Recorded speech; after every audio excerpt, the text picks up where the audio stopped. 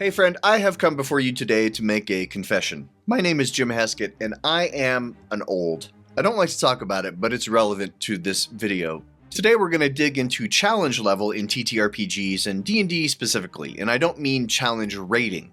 I mean game difficulty and how it relates to fun. I want to start off by telling you two different stories about the video game series Doom. Trust me, this is all going to come back around to tabletop role-playing games later. I promise it'll be worth it if you just stick with it. First of all, let's talk about Doom 3. This game was released for PC in 2004, and this is why it's relevant that I am an old. Because I played this game when it first came out, and if you weren't PC gaming at the time, you probably won't realize what a big deal Doom 3 was. The graphics were beyond next level. The game had settings options that required graphics cards that hadn't even been released to market yet. That alone was mind-blowing. So the game was gorgeous, but I'm not here to sell you on Doom 3. No, I want to talk about one game mechanic in particular. See, Doom 3 is an action survival horror game where you're a space marine exploring a space station filled with alien space demons. And many of the rooms around the space station are pitch black, so the game gave you a spot flashlight to compensate. But here's the kicker. You could not wield both the flashlight and a weapon at the same time, so when entering a darkened new area, you have to make a choice. Either point the flashlight to illuminate what's lurking in the shadows, or ready your weapon to fight, because it takes a second in-game to switch between them, and if you choose too late, you could be gutted by a xenodemon before you even had a chance to see your killer. This mechanic specifically is what made the game tense and scary and difficult. If you remove this rule, then you just have another garden variety shooter. So you can probably already guess where this story is headed. Not long after the release of Doom 3, a modder published a tool that allowed you to dual wield your flashlight with any weapon so you could always see and shoot, no longer having to choose. I tried the mod, and in my experience, this one change so severely nerfed the difficulty of the game that it made it not really fun.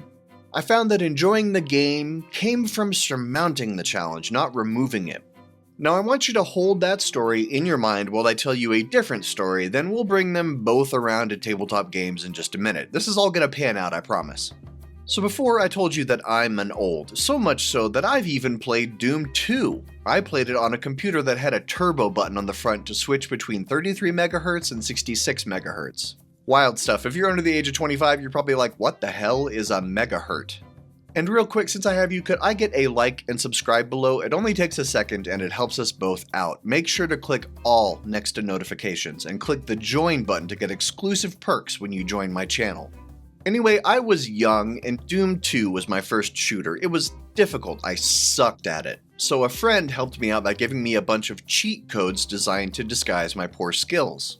ID KFA, ID DQD, and I forget all the other ones, but these codes made the game so ironically simple and easy. It was just about running around and annihilating enemies effortlessly. No worrying about ammo, or taking damage, or being stuck behind gated doors. Now, this was during high school. Fast forward a couple years to college, and I remember playing Quake with a guy from my dorm floor. And he had moves I had never seen before, like he would strafe quickly in and out of cover to snipe enemies.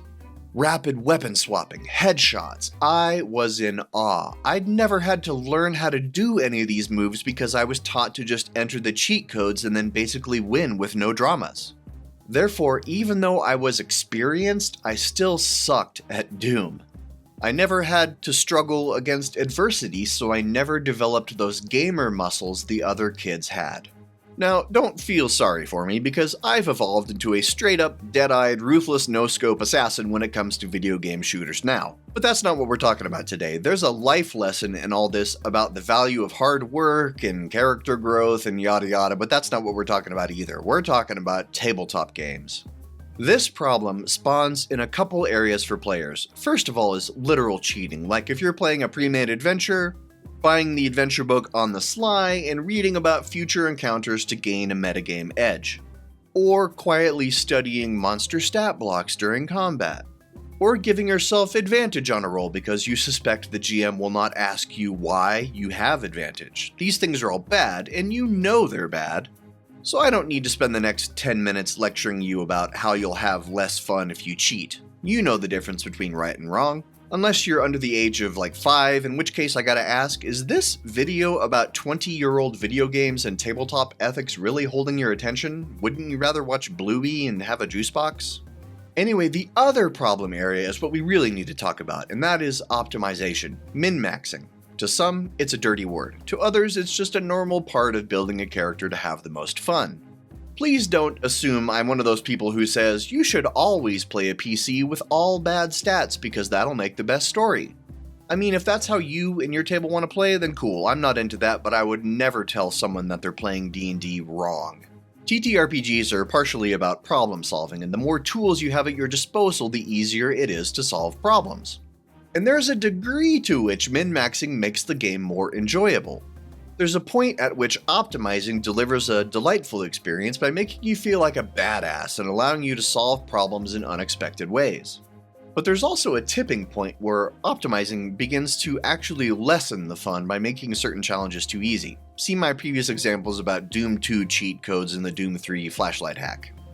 What is the solution here? How do you solve for when a game has an initial correlation between fun and skill, but the later power curve actively dampens the fun level?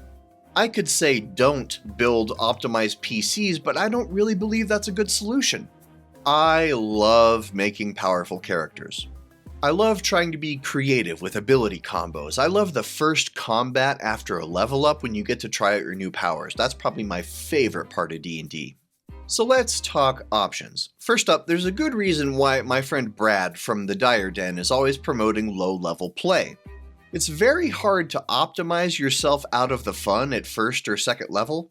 That tends to come in at higher levels with multi-classing, layered feats, deliberate magic item choices, that sort of thing.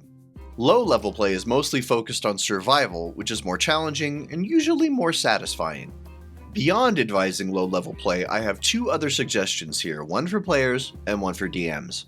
To the DMs, I would say this: make sure that increased challenge is not simply increased bags of enemy hit points or increased number of enemies. Players want to be challenged in unexpected ways. We want things like puzzles in combat that also test the wit of the players, not just the PCs. For example, a boss fight where the boss is immune to all damage because he has magical glyphs hidden around the battlefield that protect him. Or remember that scene in Baldur's Gate 3 where destroying Raphael's towers nerfed his big attack? Stuff like that. So then the challenge for the players is figuring that out in real time during the combat. For the players, here's one piece of advice: use your whole character sheet. If it is written down, it's valuable to you. And by that I mostly mean don't overlook the inventory section. You've got gear and it can help you solve problems.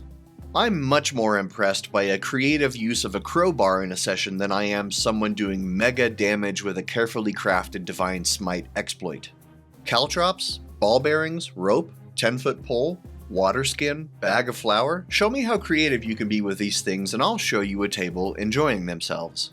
And talk to your group about where the leveling sweet spot is for your campaigns. By that, I mean, maybe your group would most enjoy levels 1 to 9, or level 3 to 12.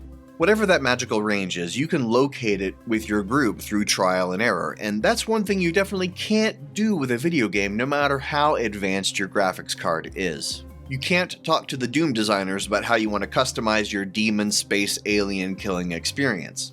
But at a D&D table, you absolutely can, and you should. Players, DMs, GMs, we should all keep lines of communication open to make sure everyone is min-maxing their fun. And that's about all I have to say. Until next time, I'm GM Jim. Now put your PC in turbo mode because you're gonna need it for all those next-gen graphics.